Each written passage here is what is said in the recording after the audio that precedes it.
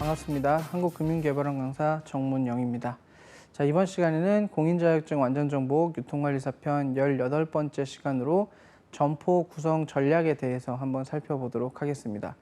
일단 유통 마케팅에서 점포 구성에 대한 이야기를 왜 하냐라고 생각을 하실 수 있는데, 실제로 소비자들이 소매점에 방문했을 때, 매장에 방문했을 때 가장 이제 영향력을 주는 게 바로 점포의 구성이겠죠. 그리고 점포를 어떻게 꾸미고 점포가 어떻게 배치되어 있는지에 따라서 소비자들의 행동 동선이 달라지고, 또 실제로 의사결정을 할 때 어떤 의사결정이 내려질지는 그 점포 내에서 결정이 되는 경우가 대부분이기 때문에 점포 구성이 상당히 중요하다고 볼 수 있습니다. 그래서 마케팅의 요소 중에 하나로서 점포에 대한 내용들 전체적으로 살펴보도록 하고요.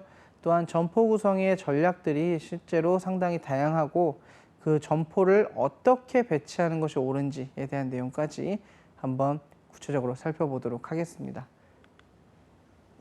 첫 번째가 바로 점포의 구성입니다.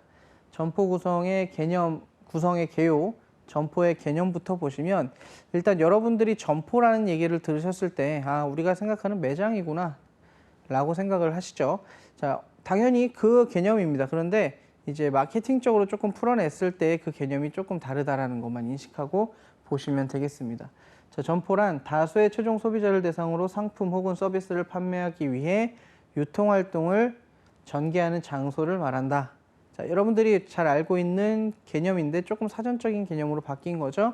사람들이 소비자, 물건을 구매하는 최종 소비자들을 대상으로 상품이나 서비스를 판매하기 위해서 유통활동, 즉 판매활동을 전개하는 그 장소를 점포라고 부르죠. 즉 점포는 유통 경로를 통하여 공급된 상품을 고객에게 판매하는 것을 의미한다. 결국 소비자들에게 물건을 판매하는 장소가 점포다, 이렇게 볼 수 있는 거죠. 자, 그 다음은 고객에게 가치를 제공하며 고객으로 하여금 제공된 가치에 대하여 만족을 느끼게 하는 장소가 바로 점포다. 자, 이제 이런 개념들이 조금 마케팅적인 개념으로 보는 건데요. 단순하게 물건을 놓고 사람들이 와서 물건을 사는 곳이 점포다가 아니라, 점포를 왔을 때 만족감을 얻고 그 상태에서 물건을 구매하도록 하는 곳이 바로 점포라는 공간이다 라고 이야기를 하는 거죠. 그래서 고객들에게 어떠한 가치를 제공하느냐에 따라서 점포에 대한 이미지가 많이 달라지는 거죠.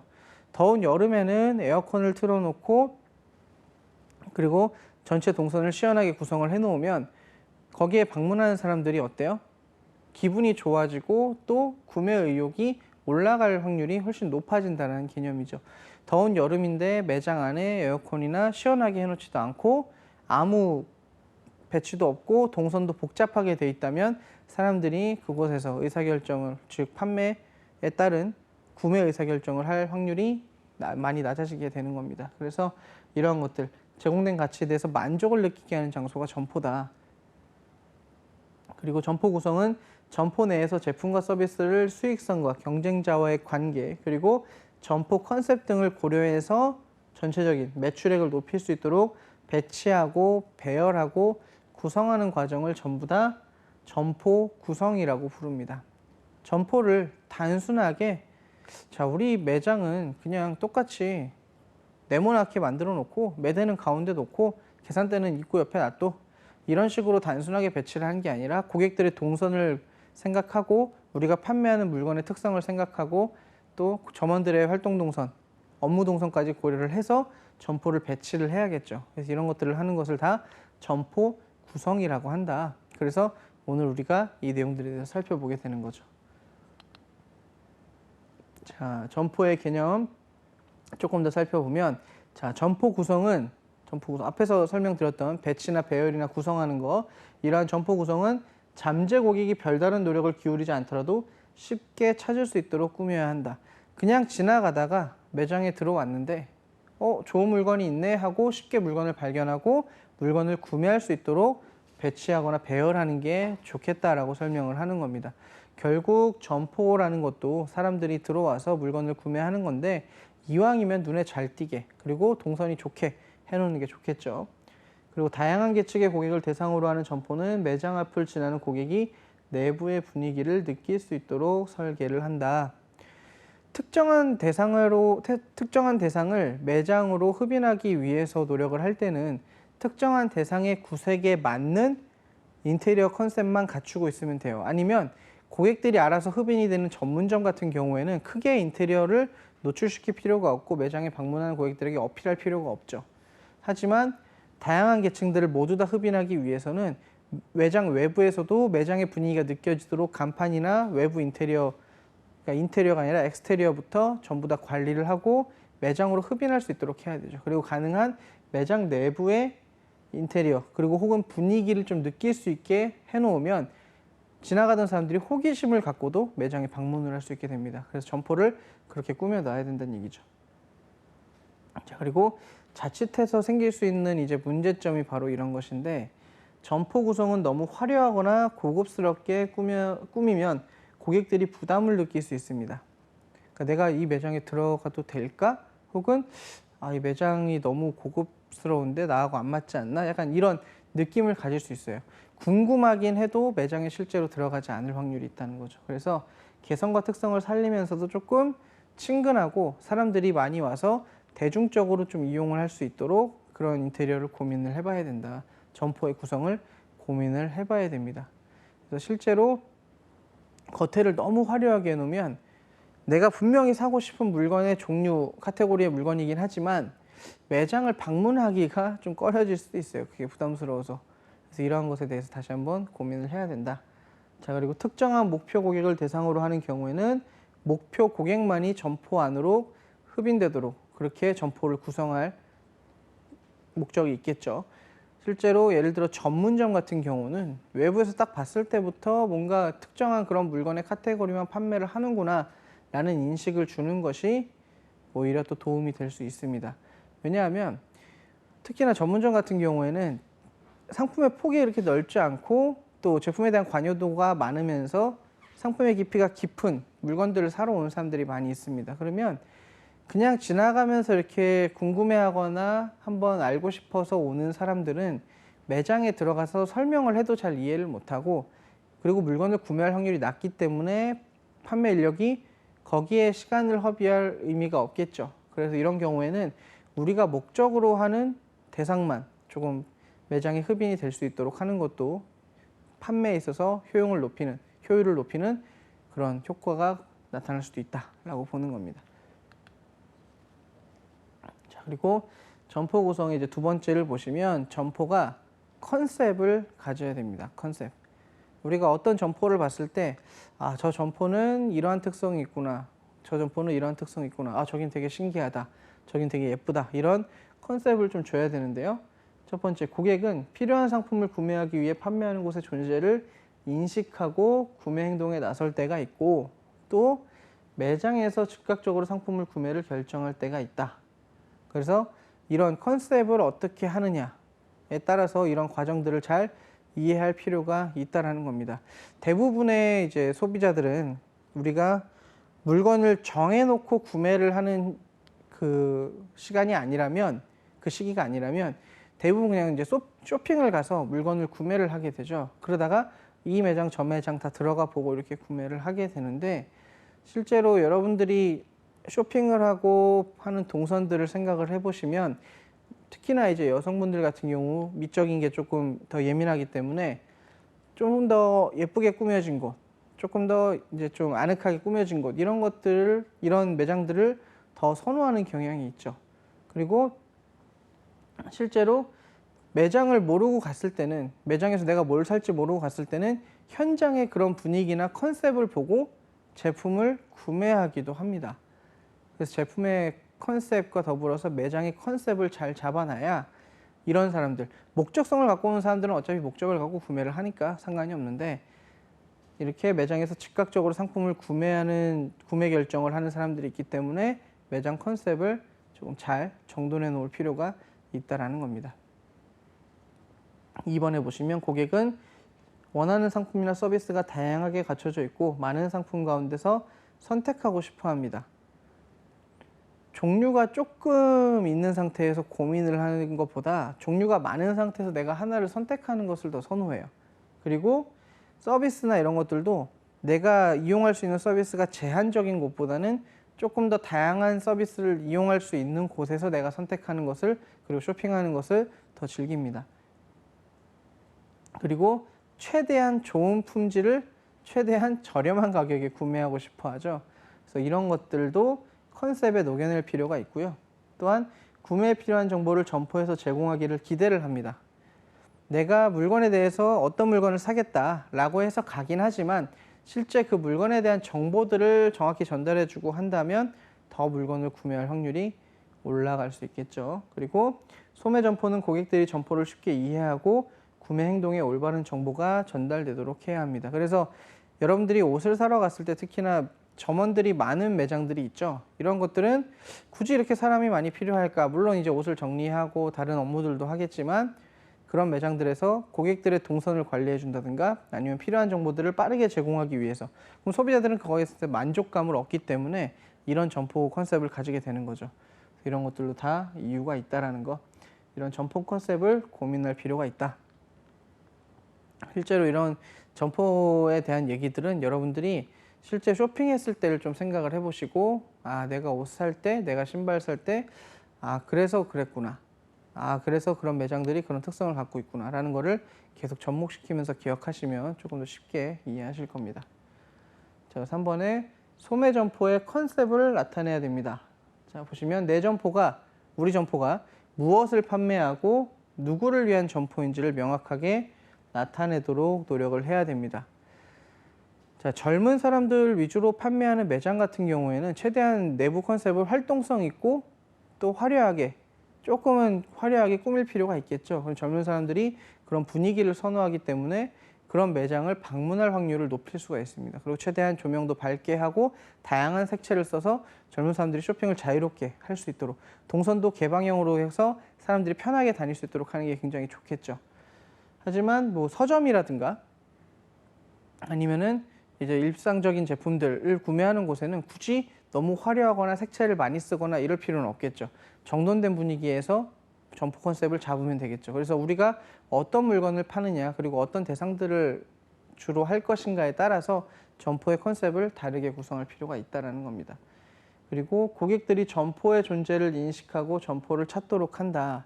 자, 이게 상당히 중요한 부분인데요. 우리가 내부의 점포 구성을 상당히 잘 해놨더라도 외부에서 우리 점포가 있는지를 모르면 아무 소용이 없는 겁니다. 그래서 간판이나 이런 것들도 활용하게 되고요. 뭐 최근에 네온사인 같은 것도 활용을 하게 되고 실제로 점포를 홍보를 또 많이 해야 되죠. 우리 점포가 어느 위치에 있는지도 홍보를 많이 해야 되고 입간판을 세워놓는다든가 아니면 점포를 올 수 있는 전단을 한다든가 이런 식으로 최대한 우리 점포가 어디에 있고 이런 것들을 알리는 것도 점포 컨셉을 알리는 과정 중에 하나입니다. 결국은 우리 매장이 어디 있는지를 알아야 우리 점포의 컨셉을 느끼게 될 거니까요. 그리고 내 점포의 존재감을 나타낼 수 있는 특징을 명확히 하여 무엇을 판매하는 매장인지 고객이 인지할 수 있도록 한다. 자, 이제 이게 되게 힘든 부분이기도 한데요. 점포에서 우리가 판매하는 것, 우리가 지향하는 것이 어떤 것인지를 명확히 보여줄 필요가 있습니다. 물론 매장이 너무 크면 그 특정한 거를 하나만 가지고 점포 컨셉을 구성하기는 어렵겠죠. 하지만 일반적으로 우리 존재감을 나타내고 우리가 정확히 판매하는 것의 특징 그리고 이 제품이나 브랜드가 가지는 철학이 어떤 것인지를 그 매장의 점포의 컨셉에 녹여줄 필요가 있다는 얘기입니다.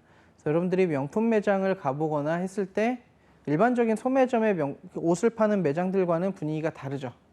그런 것들도 뭐예요? 소비자들이 왔을 때 이 점포가 가지는, 이 브랜드가 가지는 어떤 컨셉이라든가 분위기 같은 것들을 그런 것을 함께 구매하러 오는 거죠. 그래서 이런 것들을 고민을 해봐야 된다. 자, 그리고 4번에 점포의 개념 명확화. 점포의 개념, 영업 전략의 기획, 전략 수립의 배경, 타겟 고객, 점포의 문제점, 문제의 해결 방안, 그리고 전략의 당위성 등이 체계화되어야 한다라고 합니다. 자, 점포의 개념은 우리가 컨셉을 통해서 점포의 구성을 잡는다라고 보면 되겠고, 영업 전략의 기획, 전략의 수립 배경. 자, 우리가 과연 이 주변에 전단지만 돌리면 될 것인지, 뭐 SNS 마케팅을 하고 인터넷 마케팅을 하고 광범위적인 마케팅을 해야 하는지, 혹은 TV 광고나 이런 것들까지 해야 하는지, 이런 것들도 다 영업 전략의 기획, 전략 수립의 배경이 되겠죠. 그리고 우리가 주 고객을 누구로 삼을지에 대한 타겟 고객을 어떻게 정할지에 대한 것도 고민을 하고 점포의 문제점. 자, 목이 좋은 점포라도 아무리 자리가 좋은 점포라도 실제로 사람들이 오지 않는 경우도 있습니다. 그러면 분석을 해봐야겠죠. 아, 우리가 분명히 자리가 좋은데 왜 이렇게 장사가 잘 안 될까? 이런 문제점들도 해결을 해야 되고 전략의 당위성. 그래, 우리는 이런 전략으로 이렇게 가야 돼라는 것들도 체계화가 좀 되어야 합니다. 단순하게 소매점 같은 경우도 판촉을 하고 물건을 판매할 때 그냥 먹기 좋은 자리, 자리가 좋은 자리에 가서 사람 많이 다니는 자리에 가서 물건 아무거나 놓으면 팔리겠지라고 하는 게 아니라 점포 구성, 물론 이제 품목을 선택하고 이런 것들까지 세부적인 내용이 나오진 않지만 그 제품에 따라서 점포의 컨셉을 잘 정해서 할 필요가 있다라는 거죠. 전체적인 내용이 그겁니다. 우리가 무엇을 파는지 보여주고 우리 브랜드의 철학이 무엇인지 보여주고 우리가 어떤 제품을 어떻게 판매하는지를 알려주고 소비자들이 최대한 정보를 얻고 와서 구매할 수 있도록 하는 거.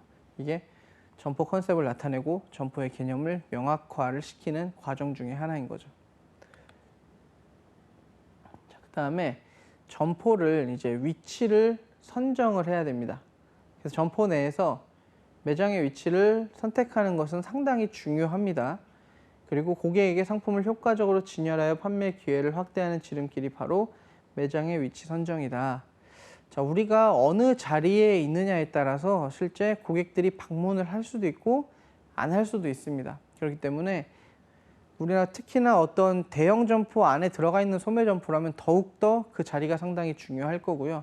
단순하게 어떤 우리가 혼자 독립입지로서 자리에 위치를 하게 된다면 그때 역시도 우리가 어느 자리에 위치하는지가 상당히 중요하겠죠. 실질적으로 우리가 상권에 대해서도 이야기를 했고 입지에 대해서도 이야기를 했었습니다. 상권이나 입지가 물론 명확하게 이 자리는 좋아라고 해서 무조건 장사가 잘 되는 자리 뭐 이런 거는 정해져 있지는 않습니다. 계속 변하는 거죠. 시시각각 상황이나 주변 환경에 따라서 변화가 됩니다. 하지만 어느 정도 효과가 있는 자리들은 있죠. 그래서 이런 것들을 잘 선정하는 것이 좋다. 3번에 보시면 수직 이동시설과 멀리 떨어져 있거나 통로로부터 쉽게 접근할 수 없는 구역에는 점포 내에 고객 수에 바탕을 두고 특수 상품이나 편의품, 선매품이 아닌 전문품 위주로 진열하는 경우가 많다. 자, 이걸 좀 설명을 드리면 예를 들어 백화점 내에 점포를 우리가 입점을 한다고 생각을 해봅시다. 그러면 백화점에는 엘리베이터도 있고 에스컬레이터도 있습니다. 그러면 보통 이제 수직 이동 시설이죠. 그게 수직 이동 시설이 있는데 그 주변에 있는 점포들은 사람들이 방문을 많이 하죠. 자연스럽게 방문을 많이 합니다. 왜냐하면은 에스컬레이터를 이용하다가 엘리베이터를 이용하다가 나오면 그 자리에 점포가 있기 때문에. 그런데 그런 자리가 아닌 조금 약간 뒤쪽 자리, 수직 이동 시설과 거리가 먼 자리들은 사람들이 많이 찾아오지 않아요. 그래서 충동적으로 물건을 구매하는 물품들을 판매하면은 거기까지 어차피 사람들이 오지 않기 때문에 잘 장사가 되지 않습니다. 하지만 사람들이 찾아오는 어떤 소매점, 전문점이라든가 아니면 사람들이 특정한 목적을 갖고 찾아오는 물품을 파는 곳이 있다면 수직 이동 시설과 멀어도 상관이 없겠죠. 그런데 사람들이 자주 지나다니는 곳, 사람들이 많이 이용하는 곳에는 편의품이나 선매품 같은 거 이런 것들을 판매하는 게 훨씬 더 유리할 수 있습니다. 그 자리에서는. 그래서 요거를 얘기를 하는 거고요. 점포가 어느 위치에 있느냐. 보통 이제 대형 건물들이 많이 생겨나고 그 안에 점포가 입점하는 경우가 많기 때문에 통상적으로 이제 상권과 입지를 설명할 때는 점포의 자리를 그냥 독립된 점포의 입지 자리로 보는데 이제 유통 마케팅 같은 경우에서는 전체 공간에서의 어떤 자리에 위치하느냐 이렇게 보거든요. 그래서 여기서 볼 때 수직이동시설과 멀리 있을 때는 전문품, 수직이동시설과 가까울 때는 선매품이나 편의품 같은 것들을 하는 것이 좋겠다라고 이야기를 합니다. 실제 여러분들이 백화점에 갔을 때를 생각을 해보시면 그 에스컬레이터나 엘리베이터 근처에 있는 매장들은 여러분들이 꼭 눈길을 한 번씩 주거나 한 번씩 방문을 하는 경우가 있습니다. 아이쇼핑을 할 때도. 이런 것들이 다 연계된 활동이라는 거죠. 그래서 점포를 어디에 위치하느냐 이게 상당히 중요하다. 위치 선정이라는 게 상당히 중요하다는 얘기입니다. 자, 그리고 점포가 가지는 조건과 기능이 있습니다. 첫 번째로 점포가 갖춰야 하는 점포 기능 가운데 최소의 투자액으로 충분한 기능을 발휘할 수 있는 점포 설계와 점포 진단의 기본 조건이라는 걸 정리를 해보면 점포 기능은 두 가지입니다. 경영관리 기능과 그리고 소비자 기능 이 두 가지로 구분이 됩니다.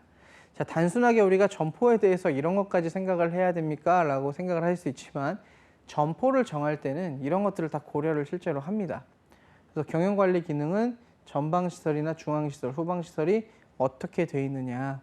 그러니까 사람들이 우리한테 어떻게 올 것이고 어떻게 접근할 것이고 우리가 어떻게 운영을 할 것이고 어떻게 어필을 할 것인가를 고민하는 게 경영관리 기능인데 전방시설이나 중앙시설 같은 경우 그러니까 출입구나 사람들이 주로 많이 다니는 통로, 동선 이런 게 어디에 있느냐.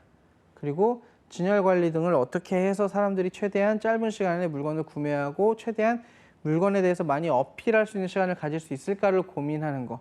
이게 바로 경영관리 기능이죠. 사람들은 우리가 생각할 때는 우리는 그런 거에 속지 않는다. 우리는 아무리 통로 옆에 있고 우리는 가까운 데 있더라도 출입구에 가까운 데 있더라도 별로 난 굳이 그 매장을 가지 않는다라고 할 수 있습니다. 하지만 실제로 이런 것들이 계속해서 과학적으로 입증이 되고 있고 방문을 하기 때문에 점포를 구성할 때는 경영관리적 기능에서 출입구나 통로 동선 같은 데 가는 게 자리가 좋다라고 이야기를 합니다. 자, 그리고 소비자의 기능, 주로 고객 서비스 시설 같은 것들을 얘기하는데요. 점포를 구성할 때 점포의 기능이 소비자에게 무언가 정보를 전달해주고 소비자가 필요한 것들을 주는 이런 기능들을 잘 수행을 해야 됩니다. 단순하게 점포가 그냥 사람들이 많이 오게 하고 잘 팔고 많이 팔고 하는 것도 좋지만 소비자들이 왔을 때도 어떻게 해야 돼요? 고객 서비스 시설로서 고객들에게 좋은 서비스를 제공하고 고객들이 원하는 바를 응답하고 또한 신뢰를 줄 수 있는 이런 시설의 기능을 갖추고 있어야겠죠. 그래서 점포는 경영관리 기능, 즉 돈을 벌기 위한 이런 전략들과 이런 것들 그리고 하나는 소비자 기능 이 두 가지로 구분을 할 수가 있습니다. 그래서 이 두 가지도 기억을 해두시고요. 점포의 조건과 기능입니다. 그래서 점포는 기본적으로 이 정도는 갖추고 있어야 된다. 경영관리 기능과 소비자를 받아들이는 소비자 기능을 갖추고 있어야 된다는 얘기입니다. 자, 두 번째, 점포는 고객에게 꼭 필요한 상품을 잘 보이게 하면서 쇼핑에 편리하도록 조성해야 되고 환경 이미지에 적합하도록 설계를 해야 합니다. 그래서 점포 같은 경우는 상품이 일단 잘 보여야 되죠. 당연히 물건을 판매하기 때문에 상품이 잘 보여야 되고 그리고 쇼핑이 편리하도록 조성을 해야 됩니다. 물건을 집는 선반이 너무 높거나 너무 낮거나 혹은 물건이 너무 빼기 힘들게 돼 있거나 보기 힘들게 돼 있거나 아니면은 실제로 동선이 너무 겹쳐서 사람들끼리 많이 다니기가 힘들다든가 이런 식으로 점포를 구성하게 되면 사람들이 많이 오지 않겠죠. 그리고 주변 환경 이미지에 적합하도록 우리 매장만 너무 옆에 있는 매장들과 다르게 화려하게 해놓는다면 그것도 부담 요소로서 하나 작용할 수가 있습니다. 그래서 점포는 어떻게 보면은 고객이 원하는 바를 다 충족시켜 주면서 그렇게 구성을 해야 된다라고 좀 보는 게 맞겠죠. 자, 그래서 3번에 점포는 상품을 구입하고 쇼핑을 즐기는 곳이므로 쇼핑의 불편함을 제공하는 장애물이 없도록 관리를 해야 한다라고 설명을 합니다. 자, 여기에서 설명하는 이제 장애물이라는 거는 흔히 얘기하는 이제 동선 관리를 보통 얘기를 하죠. 그리고 선반이나 진열 관리를 얘기하는데 동선이 너무 복잡하고 어려우면 사람들이 가기가 싫고 이동하기가 싫습니다. 여러 번 둘러보기가 싫고 그래서 이런 장애물들이 없도록 최대한 관리를 해야 되고요. 쇼핑을 즐기는 공간이 즐거움의 공간이라는 걸 인식을 시켜주기 위해서 뭐 음악을 활용하거나 조명을 활용하거나 이런 경우도 많이 있습니다. 그래서 고객은 매장에 들어온 순간부터 일단 만족감을 가지고 쇼핑에 임하도록 물건을 구매하도록 그렇게 해야 될 준비가 되어 있어야 되는 거죠. 점포라는 게. 그래서 그거를 설명을 하고 있는 겁니다. 자, 그리고 점포 설계와 공간 관리라고 하는데요. 점포 설계의 목적입니다. 점포 설계는 소매업체의 브랜드 이미지를 형성하고 강화하는데 굉장히 중요한 얘기다. 점포를 설계하는 거, 내부의 시설들을 설계하는 거 굉장히 중요합니다. 심지어 계산대를 어디에 배치하느냐, 고객 서비스 공간을 어디로 두느냐 이런 것들도 고객의 동선을 잘 고려하고 우리가 상품 진열을 할 수 있는 방법들과 잘 고려를 해서 이런 설계를 해야 되죠. 그래서 니은에 보시면 점포 시설 공사와 실내 인테리어 및 내부 장식은 투자 계획에 따라 예상 투자비가 초과하지 않는 범위 내에서 추진을 하되 당연히 투자비가 초과하지 않아야 되죠. 근데 점포 시설은 전문업체와 일괄 계약이 유리하며 체인점이나 대리점인 경우는 본사에 직접 의뢰하거나 본사에서 제공하는 설계에 따라야 한다. 그러니까 결국 소비자에게 만족은 주면서도 우리가 생각하는 최대한의 투자비는 넘지 말아야 되고, 그리고 전문업체와 일괄 계약하는 게 유리하다. 그러니까 전문업체가 시설 허가라든가 이런 것들을 다 처리해 줄 수 있는 곳과 하는 게 당연히 굉장히 편리하겠죠. 혹은 체인점인 경우에는 본사가 지정한 인테리어 방법이 있죠. 그래서 그대로 진행을 하는 것이 맞다라는 겁니다. 그래서 일반적으로 점포 설계를 했을 때는 결국 우리가 제품에 대한 브랜드 이미지, 그리고 고객들의 동선 이런 것들을 잘 생각을 해야 된다는 겁니다. 자, 그리고 점포 공간 생산성을 증진시키기 위해서 공간을 최대한 적절하게 배치하기 위하여 상품 진열 계획을 수립해야 한다라는 거죠. 그리고 점포 면적이나 공간은 매장 부문과 비매장 부문으로 구성한다. 점포 매장이나 공간 같은 경우는, 자, 매장이라는 건 실제 물건을 판매하는 공간이고, 비매장 같은 경우는 입구 출입구라든가 아니면 뒤쪽에 있는 통로라든가 이런 것들을 이제 비매장으로 보는 거죠.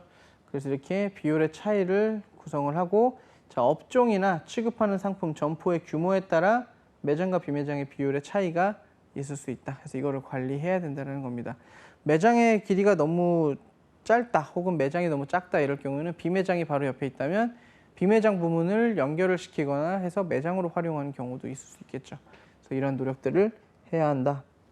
자, 디귿에 보시면 점포 전략적 관리는 사업의 기본 전략을 변경하는 전략으로서 이미 발전되었거나 혹은 유지되고 있는 점포의 위치나 규모, 숫자에 변화를 주기 위해서 공간 배치를 광범위하게 변화시키는 장기 계획의 한 부분이다라고 이야기를 합니다.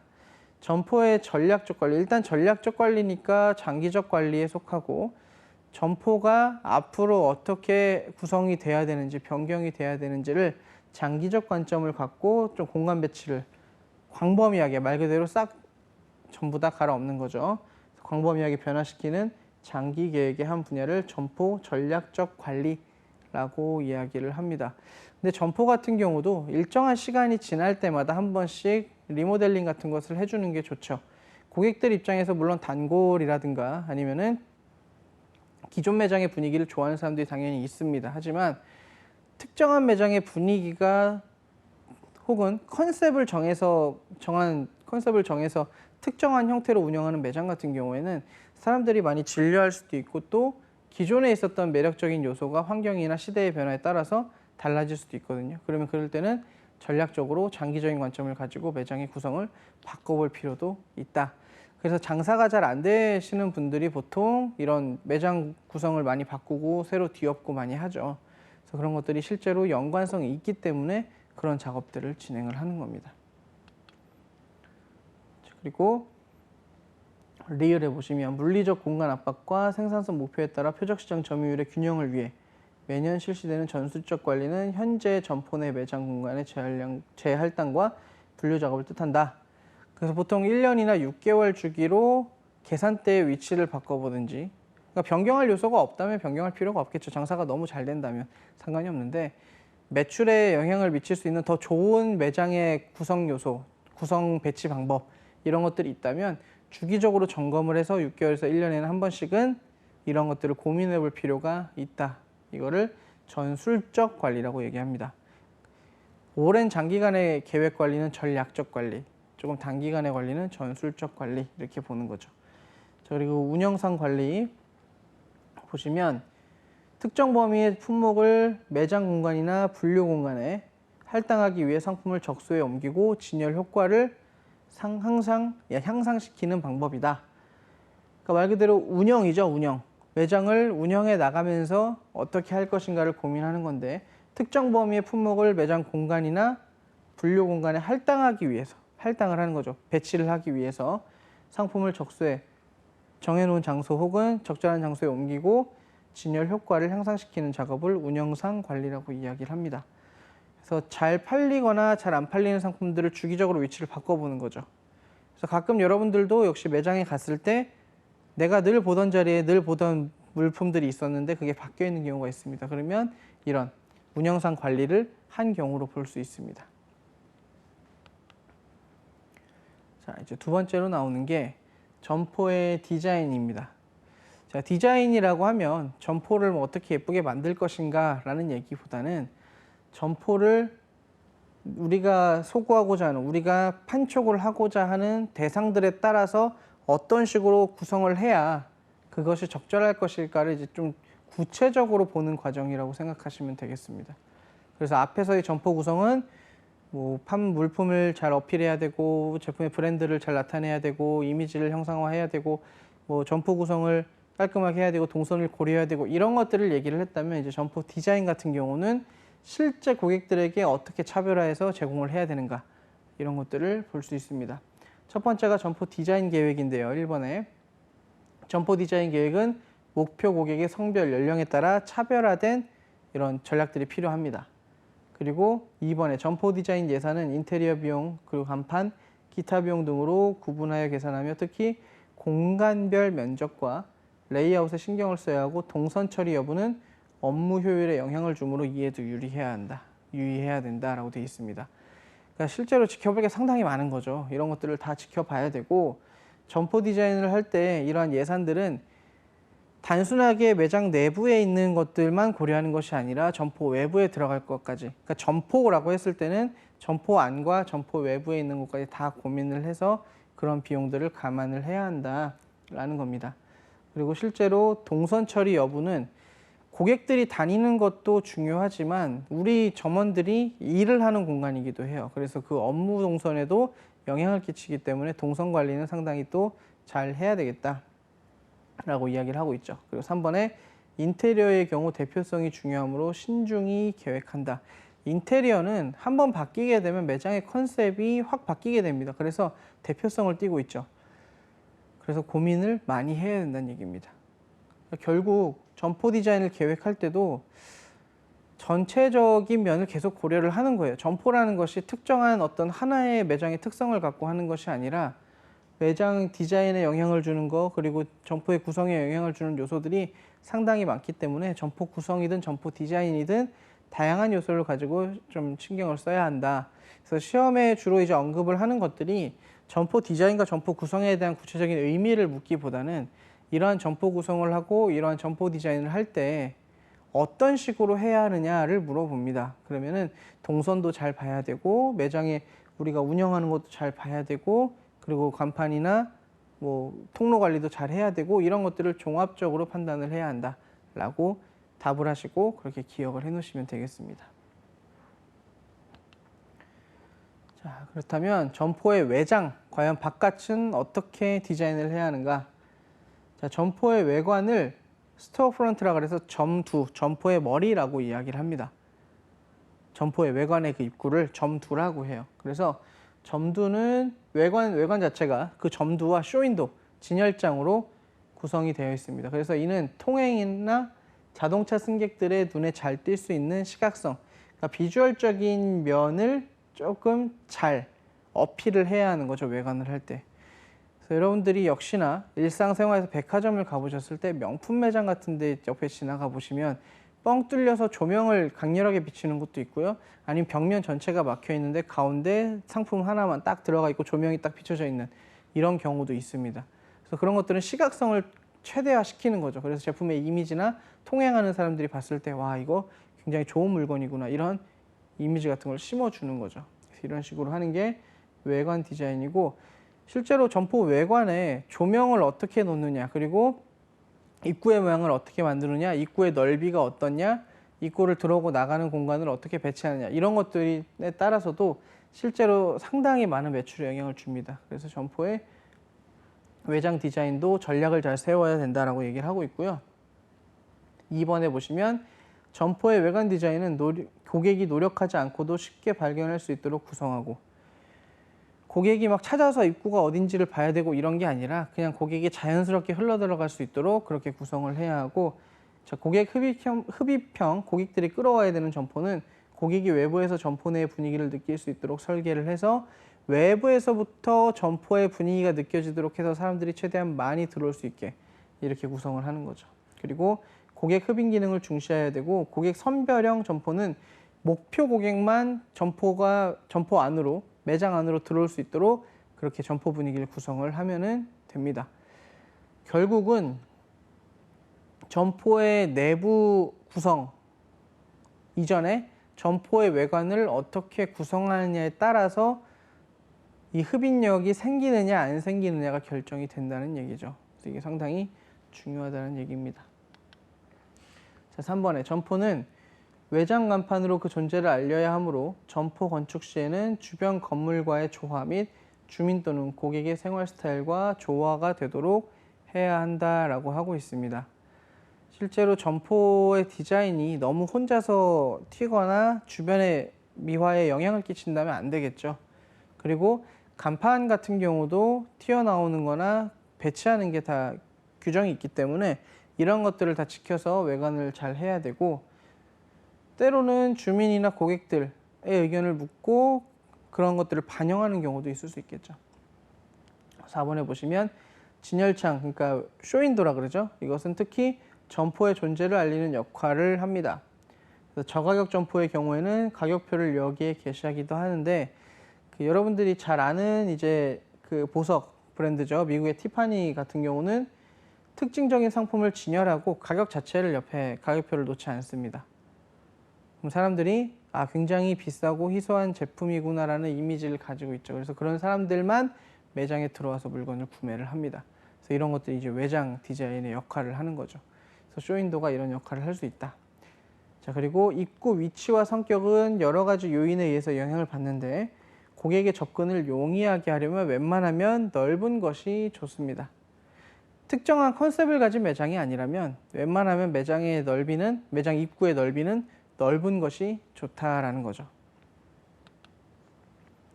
자, 그리고 점포 이제 외장을 봤으면 그럼 내부를 어떻게 꾸며야 될까라는 거죠.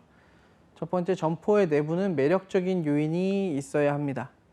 내부에 딱 들어왔을 때 뭔가 만족감을 느낄 수 있는 요소가 있으면 훨씬 더 쇼핑을 많이 하고 좋아하게 되는 거예요. 그래서 넓은 통로와 적당한 조명, 환상적이고 잘 기획된 진열은 대체로 혼잡한 통로, 밋밋한 형광등 조명 및 잡탕식의 비연관성 진열보다는 좋은 점포 이미지를 심어줄 수 있다라는 겁니다. 실제로 조명 같은 경우도 매장에 들어갔을 때 사람들이 많이 쳐다보죠.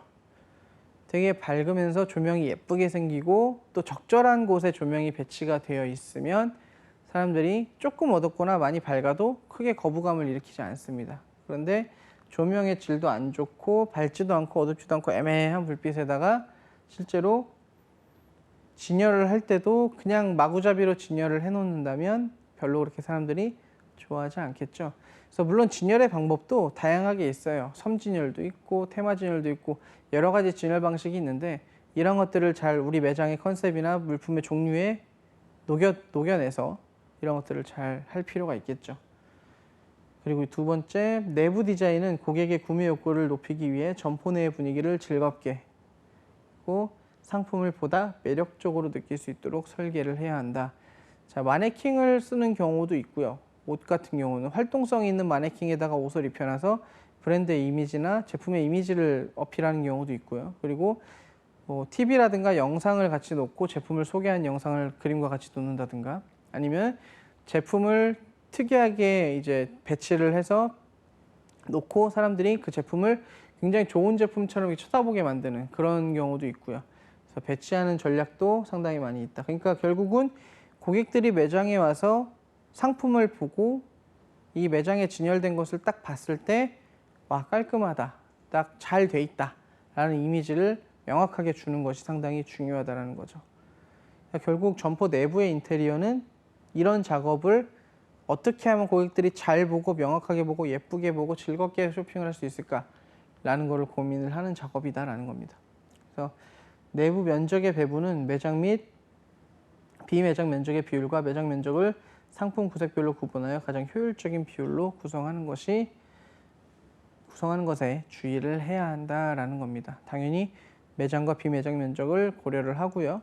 매장 면적을 무조건 넓게 한다고 좋은 것도 아니고 매장 면적을 무조건 또 좁게 해서 어떤 컨셉을 가져간다 해서 무조건 좋은 건 아닙니다. 그래서 비매장적인 요소와 매장적인 요소를 잘 결합을 해서 배치를 해야 한다라는 거죠.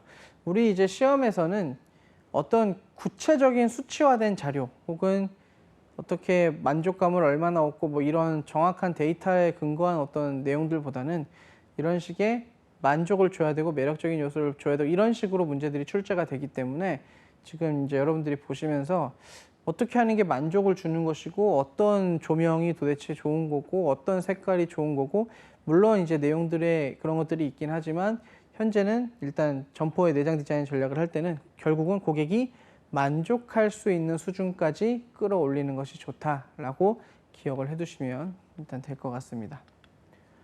자, 그리고 점포 안의 조명은 고객으로 하여금 상품의 시선을 끌게 해서 품질과 가격을 검토하는 데 도움을 줍니다. 실제 여러분들이 알게 모르게 백화점이나 고급 이제 잡화점, 명품이 있거나 이런 곳을 방문을 하게 되면 조명이 조금 차이가 있다는 것을 유심히 보시면 느끼실 수 있을 거예요. 특정한 컨셉을 가지고 내부 조명을 어둡게 해놓는 명품 매장도 있고요.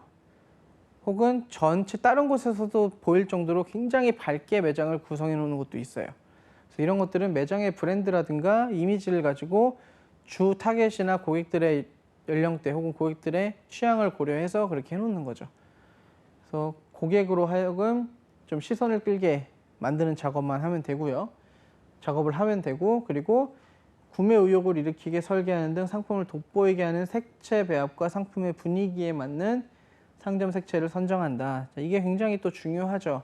막 빨간색으로 다 칠해져 있는 매장, 검은색으로 다 칠해져 있는 매장. 물론 컨셉을 위해서는 필요할 수 있지만 일반적으로 이제 극단적인 무채색을 인테리어에 잘 활용하진 않죠. 그러니까 이런 것들도 색채를 잘 고려를 해서 고객의 구매 심리를 적극적으로 유발하는 것이 상당히 중요하다라는 겁니다. 상당히 색깔의 조금 차이에 따라서 사람들이 무의식적으로 반응하는 정도가 차이가 나기 때문에 이런 것들 색채 효과도 잘 고민을 해야 한다는 겁니다. 네 번째가 점포의 내장 디자인 전략과 관련된 의사 결정입니다. 그래서 점포 면적, 점포의 성격, 그리고 취급 상품의 유형 등의 요건을 다 고려를 해야 되죠. 그래서 이런 것들을 고려해서 의사 결정을 쉽게 내릴 수 있도록 점포 내부에서 물건을 쉽게 구매할 수 있도록 이런 식으로 유도하는 것이 상당히 중요하다. 그리고 점포의 성격에 따라서도 특히나 셀프나 자기 선택이나 한정 서비스나 이런 선택의 유형에 따라서 매장을 이용했을 때 하는 유형에 따라서도 매장의 동선이나 디자인을 다르게 할 필요가 있다는 겁니다. 이 정도로 기억을 좀 하시면 되겠고요. 점포 디자인을 이야기를 할 때 보통 4대 요소라 그래서 이렇게 얘기를 합니다. 외장 디자인, 익스테리어죠. 그리고 점두, 윈도, 그러니까 쇼윈도입니다. 그리고 간판 시설이나 출입구의 숫자와 크기. 이것을 보통 이제 외장 디자인이라고 얘기를 하죠. 그리고 인테리어라 그러면 이제 내부 디자인입니다. 벽이나 천장, 바닥 파이프, 빔, 진열장, 창고 등의 매장 설비. 매장 내부의 설비를 인테리어라고 이야기를 하죠. 이야기를 하고 3번에 진열은 디스플레이나 비주얼 멀천다이징 그리고 팝 광고 그리고 선반 쇼케이스 등 다 뒤에 이제 나올 내용들이긴 한데 기본적으로 진열을 할 때 사람들이 잘 보이게 그리고 눈에 잘 띄게 하는 것들을 이야기를 하는 겁니다. 그래서 진열할 때도 그냥 진열하고 마구잡이로 놓는 게 아니라 어떻게 배치를 할 것인가를 고민을 해야 한다. 4번에 레이아웃. 우리가 레이아웃을 점포 구성이라고 생각을 하시는 분들이 있는데 유통관리사에서는 이제 다른 말로 구분을 좀 합니다. 그래서 레이아웃은 고객의 동선 그리고 종업원의 동선, 공간의 효율성이나 생산성을 고려해서 배치하는 작업을 레이아웃 작업이라고 얘기를 합니다. 주로 동선과 연관된 것들 그리고 이 전체적인 효율성과 연관된 것을 보통 레이아웃이라고 얘기를 합니다. 그래서 점포의 디자인, 엑스테리어 외장, 인테리어 내장, 그리고 진열, 레이아웃 이렇게 네 가지로 구성이 되죠. 그리고 점포 디자인 시설에는 우리가 앞서서 설명을 했었는데 전방과 중앙과 후방 시설이 있습니다. 그래서 전방 같은 경우는 소비자들을 유도하는 점두 있죠, 점두. 쇼윈도우 있는 지역 그리고 점포의 입구 지역 여기를 전방 시설이라고 얘기를 합니다. 그래서 여기를 잘 해야 사람들이 유인이 많이 됩니다. 그 중앙 시설은 점포의 주요 판매 시설, 점포 내부를 얘기하죠. 그리고 쇼케이스나 진열대, 진열 용구, 선반대, 조명 시설 등 보통 이제 매장 내부에 판매대가 있는 그러니까 진열장이 있는 장소라고 생각을 하시면 돼요. 그리고 후방 시설은 뭐 작업장이나 창고, 휴게실 같은 경우 현재 중앙 시설을 지원해주는 그런 시설들이 있는 자리를 후방 시설이라고 얘기를 합니다. 그래서 이렇게 점포 디자인 시설로 써 있고요. 전방, 중앙, 후방 이렇게 있습니다. 그리고 점포의 레이아웃인데요. 레이아웃은 아까 동선에 대한 얘기를 주로 한다고 말씀을 드렸었는데 고객들이 매장을 자유롭고 효율적으로 좀 이동하도록 그렇게 하는 작업, 그리고 점포의 효율성이나 생산성을 높일 수 있는 설계, 이거를 바로 레이아웃이라고 하죠. 그래서 4번에도 보시면 점포 레이아웃의 전제 조건은 부문별로 상품을 적정하게 할당 배치하고, 그리고 전체적인 레이아웃을 결정하고 각 매장에 할당된 공간의 규모를 결정하는 것이 다 레이아웃이다. 주로 동선 그리고 매장의 생산성이나 효율성을 고려한 것이다 라고 정의를 해두시면 될 것 같아요. 그리고 기본 원칙 자체가 실제로 소비자들이 일단 편하게 하는 거고요. 행동 동선을 편리하게 하는 겁니다. 그래서 2번에 보시면 매장 입구 쪽에는 가격 단가가 낮은 상품을, 그리고 안쪽으로 들어갈수록 가격 단가가 높은 상품을 배치하는 것이 일반적이다. 그러니까 물론 100% 모두 적용되는 게 아니라 이런 게 이제 어떻게 보면 정설로서 내려져 온다는 얘기죠. 그리고 4번에 보시면 매장 입구 쪽에는 구매 빈도가 높은 상품, 사람들이 지나가다가 그냥 툭 하고 물건을 구매할 수 있는 상품들, 그리고 구매 시간이 단축되는 상품들을 하고, 좀 매장 안쪽에는 상대적으로 구매 빈도가 낮고 한번 자세히 보고 구매하는 제품들을 배치하는 게 더 효율이 좋다. 그러니까 레이아웃 같은 경우는 이런 매장의 생산성이나 효율성을 고려를 하는 겁니다. 레이아웃은. 자, 그리고 고객이 머무르는 시간이 길어지도록 동선을 최대한 극대화시켜야 되고요. 그리고 7번에 보시면 동선은 상품 탐색을 용이하게 해줄 뿐만 아니라 통로에 단절이 없도록 동선 관리를 잘해서 고객들이 계속 돌아다니게 만드는 거예요, 매장 안을. 그러면서 물건을 하나로 더 구매하게 만들도록 하는 게 이 레이아웃의 작업 중에 하나입니다. 그래서 고객 동선을 결정할 때 고려사항은 주 통로하고 부통로를 반드시 구분을 해야 합니다. 그래서 매장의 진열도 그렇게 하고, 고객이 점포에 머무르는 시간이 길어지도록 고객의 동선을 극대화시키고, 또한 시선 집중을 위한 포인트를 설정을 잘 해야 합니다.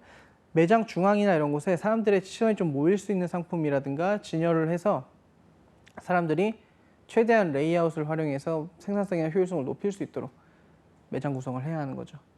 그리고 가치성을 높여서 지속적으로 상품 탐색이 용이하도록 상품을 구성합니다.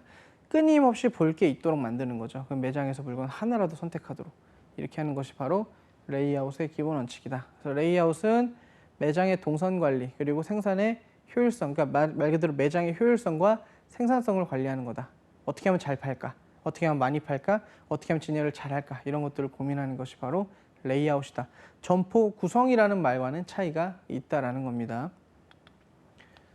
자, 그럼 기출문제들을 좀 살펴보면 2017년 3회차에 자, 점포 레이아웃에 대한 설명으로 가장 옳지 않은 것은, 자, 레이아웃은 점포의 구성과 다른 말, 그리고 점포의 동선 관리, 매장의 효율성과 생산성을 이야기한다고 했습니다. 자, 1번에 구석구석까지 고객의 흐름을 원활하게 유도하도록 설계한다. 그렇죠. 매장을 구석구석 다 돌아다닐 수 있도록 동선을 설계해야 됩니다. 2번에 상품 운반이 용이하고 고객의 이동은 방해받지 않도록 통로를 구성한다. 주통로, 부통로 이런 것들 다 정해놔야 되고요. 그리고 그 동선 관리라는 거는 그러니까 고객들만 이동하기 편리하게 하는 것이 동선 관리가 아니라 고객 플러스 업무를 하는 종업원들의 동선도 편리하게 만들어주는 게 바로 이 레이아웃의 역할입니다. 그래서 그런 통로들을 잘 구성을 해야 하고요. 3번에 구매를 촉진시키기 위해 연관성이 있는 상품을 한 곳에 모은다. 함께 구매하는 물건들을 한 자리에 모아놓으면 당연히 사람들이 물건을 구매할 확률이 올라가겠죠. 4번에 고객의 라이프 스타일에 따라 상품을 결합하여 고객의 불필요한 동선을 당연히 줄여주는 게 좋고요. 5번에 고객 동선은 가능한 한 짧게, 작업 동선은 가능한 한 길게 한다. 자, 반대로 돼 있죠. 고객들의 동선은 최대한 길게 만들고 종업원들의 업무 동선은 최대한 짧게 하는 것이 효율적으로 좋습니다. 그래서 5번이 틀리다. 자, 점포 레이아웃에 대해서 얘기할 때 동선에 대한 얘기들이 거의 다 문제가 출제가 되니까요. 그거 잘 기억하시고 최대한 소비자들이 오래 머무르면서 많이 사도록 하는 게 바로 이 레이아웃의 역할입니다. 자, 그다음 점포의 판매 공간에서 활용하는 용어에 대한 설명으로 옳지 않은 것은 자, 1번에 렉이라고 하는데 보통 이제 선반을 얘기하죠. 상품 진열 혹은 보관을 위해 사용되는 기둥과 선반으로 구성된 구조물, 이걸 보통 렉이라고 이야기를 합니다. 자, 2번에는 블랙룸이라 그래서 점포에서 고객이 들어갈 수 없는 시설 또는 공간, 그러니까 스태프들만 사용할 수 있는 일부 공간이 있죠. 이것을 바로 블랙룸이라고 부릅니다. 그리고 3번에 일배식품이라 그래서 일일 배송을 얘기하죠. 일일 배송 상품으로 매일 일정한 시간대에 점포로 배송하는 상품들을 저렇게 일배식품이라고 얘기를 합니다. 자, 4번에 이 페이스와 페이싱을 좀 잘 기억을 하셔야겠는데요. 페이싱이라는 거는 그룹화된 상품의 배치로서 관련 상품을 한 곳에 모아두는 것. 자, 한 곳에 그룹화된 상품들을 이렇게 모아놓고 분류하기 위해서 하는 것은 조닝이라고 합니다. 조닝. 어떤 구역에다가 모아놓는다라는 의미에서 조닝이라고 얘기를 하고, 페이싱 같은 경우는 물건을 전면에서 봤을 때 이렇게 수평으로 진열된 정도를 페이싱이라고 그러고요.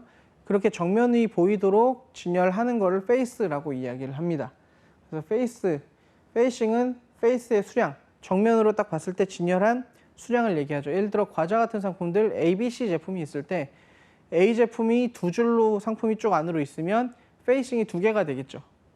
그리고 실제 옆에 상품들이 A, B, C 상품들이 전부 다 2개씩 있으면 정면에서 봤을 때 똑같은 과자가 2종류씩 이렇게 나와 있는 거죠. 그래서 페이스가 2개씩 돼 있고 페이싱이 옆으로 2개씩 나와 있다. 이렇게 보는 겁니다. 그래서 페이스는 정면 진열을 하는 방법, 그리고 페이싱은 정면으로 진열된 동일한 숫자의 개수를 의미하는 겁니다.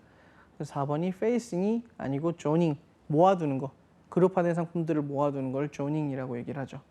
5번의 샌드위치 진열은 진열대 내에서 잘 팔리는 상품 곁에 이익은 높으나 잘 팔리지 않는 걸 함께 껴놓는 겁니다. 그래서 사람들이 잘 팔리는 걸 사다가 잘 안 팔리는 것도 구매하도록 하는 게 바로 샌드위치 진열이죠. 이렇게 빵과 빵 사이에 뭘 넣어놓은 것처럼 잘 팔리는 상품과 잘 팔리는 상품 사이에 잘 안 팔리는 상품을 같이 배치해서 조금 잘 팔리도록 이렇게 진열하는 거를 샌드위치 진열 방식이라고 얘기를 합니다. 그래서 4번이 옳지 않다. 저 페이스와 페이싱에 대한 얘기는 많이 등장을 합니다. 자, 플래노그램에 대한 설명으로 가장 옳지 않은 것은 자, 플래노그램이라는 게 플랜 오브 프로그램이라 그래서 사람들이 원래는 구매 회사가 딱히 없었지만 구매를 하도록 그렇게 프로그램을 하는 걸 얘기합니다. 그래서 여러분들이 대형마트에 거나 할인점에 갔을 때 매대 옆에 껌이나 아이들이 좋아하는 사탕이나 이런 걸 판매하도록 돼 있죠. 그런 것들은 사실 부모님들 입장에서는 구매를 안 하려고 하는데 아이들이 같이 따라가게 되면 그게 눈에 보이는 거죠. 그런 식으로 프로그램을 해놓은 거죠. 물건을 판매를 하도록. 그리고 음료수 매장이나 아이들이 많이 가는 음료수를 판매하는 매장이라든가 음식 식료품 매장들에 가면 그 냉장고 안에 아이들이 보는 높이에 아이들이 좋아하는 음료수를 배치해 놓습니다. 아이들이 엄마한테 졸라서 물건을 구매하게 되는 거죠. 이런 것들이 바로 다 플래노그램의 일종입니다. 근데 가장 옳지 않은 거, 자, 답만 좀 볼게요. 3번에 과거에 외보그램을 계산해서 발전시킨 것이다 라고 하는데, 외보그램이라는 거는 플래노그램, 실제 오프라인에서 있는 사람들이 물건을 구매하게 만드는 이런 소구 방식을 온라인상으로 옮긴 게 바로 외보그램입니다. 그래서 플래노그램 다음에 외보그램이 나온 거죠. 그래서 옳지 않은 건 3번인데요. 자, 플래노그램을 조금 설명을 드릴게요. 마트나 매장에서 진열하는 상품을 각각 어디에 놓을지를 결정해 주는 좀 지침서입니다. 물건들을 어디에 배치할까 이렇게 놓는 거. 그리고 플랜 오브 프로그램의 합성어로 오랜 판매 경험과 데이터 분석을 토대로 만들어진 진열 프로그램의 일종입니다. 어떻게 진열하면 사람들이 무의식 속에 막 물건을 구매할까, 많이 구매할까 이렇게 하는 거죠. 그리고 연관 판매, 비의도적 구매를 만들어내는 것. 그러니까 서로 우유를 놓으면 옆에 시리얼 같은 걸 같이 놔서 같이 구매하게 만들고 이런 것들, 이런 것이 바로 플래노그램입니다. 그런데 이게 인터넷상으로, 그러니까 온라인상으로 옮겨간 게 외보그램이에요. 그래서 인터넷에서 쇼핑을 할 때 쇼핑몰에 물건 배치라든가 그림 배치 같은 걸 놓고 어떻게 배치하는 것이 소비자들이 가장 많이 선택을 하고 물건을 구매할 것인가, 이런 것들을 분석하는 것이 바로 외보그램입니다. 근데 이 외보그램 같은 경우는 실제 온라인에서 하는 판매 전략 그리고 플래노그램이기 때문에 실제로 굉장히 많은 다수의 이용자가 이런 온라인을 이용하고 또 누가 어떻게 들어와서 어떤 식으로 이 페이지를 활용을 하고 보고 가는지를 정확하게 알아낼 수 없기 때문에 실제로 그 웨보그램 같은 경우는 상당히 어려움이 있어요. 하지만 플래너그램 같은 경우는 오프라인에서 실시를 하고 있기 때문에 사탕 같은 것들 아이들이 좋아하는 건 여기 놓으면 좋겠고, 어른들이 이거 하나 구매할 때는 꼭 이걸 같이 구매하니까 같이 놓으면 좋겠고, 이런 것들을 같이 하는 것들이 바로 플래너그램이다. 그리고 웨보그램은 온라인상에 있는 플래너그램이다. 그래서 플래너그램 다음에 웨보그램이 생겼다. 이렇게 보시면 되겠습니다. 그래서 무의식적으로 나도 모르게 물건을 구매하도록 만드는 그 배치, 그 진열, 그거를 구성하는 거를 플래너그램 작업이라고 얘기를 하죠. 플래너그램에 대한 것도 잘 기억을 하시고요. 시험에 심심치 않게 등장을 하니까 우리가 충동적으로, 비이성적으로, 비의도적으로 구매를 막 하게 되는 거, 이런 것들. 그래서 할인점 같은 경우 실제로 그 계산대 옆에 보면은 조그만 음료수들도 팔고 껌도 팔고 그 초콜릿 같은 것도 팔고 이렇게 하죠. 그러면은 계산을 하면서 기다리다가 하나 더 구매하게 되고 이런 식으로 배치를 하는 게 바로 플래너그램입니다. 그래서 이렇게 기억을 하시면 되겠고요. 59번 점포의 관리에 대한 설명으로 옳지 않은 것은 답만 보시면 5번에 쇼윈도의 형태를 완전 개방형, 반개방형, 완전 폐쇄형으로 구분할 때 고급스러운 분위기에 유리한 것은 완전 개방형이 아니라 반개방형입니다. 자, 고급스러운 분위기를 주려면 너무 이렇게 휑하게 보이면 안 되고 특정한 물건을 강조해서 배치하는 것이 더 좋습니다. 완전 폐쇄형으로 하면은 이제 매장에 뭐가 파는지도 모르니까 반개방형을 통해서 조명을 통하거나 색채를 통해서 물건을 강조해서 고급적인 이미지를 부여해 주는 경우가 있죠. 그래서 이런 것들을 얘기를 합니다. 그래서 쇼윈도는 완전 개방이 아니라 반개방형으로 해야 고급 물건을 파는 곳에 어울린다라는 겁니다. 자, 전체 내용들을 정리를 좀 해보면 결국은 점포 구성이라든가 레이아웃 같은 경우 우리 실생활에서 여러분들이 역시나 많이 겪고 있고 보고 있고 듣고 있는 내용들입니다. 그래서 조금 시험적인 내용으로만 정리를 잘 해두시고 역시 풀어봤던 기출문제들 기반으로 플래너그램의 내용까지 잘 기억하시면 크게 해당 파트에 대한 어려움이 없으실 거라 생각이 듭니다. 자, 오늘 강의는 여기까지 진행하도록 하겠습니다. 저는 한국금융개발원 강사 정문영입니다. 감사합니다.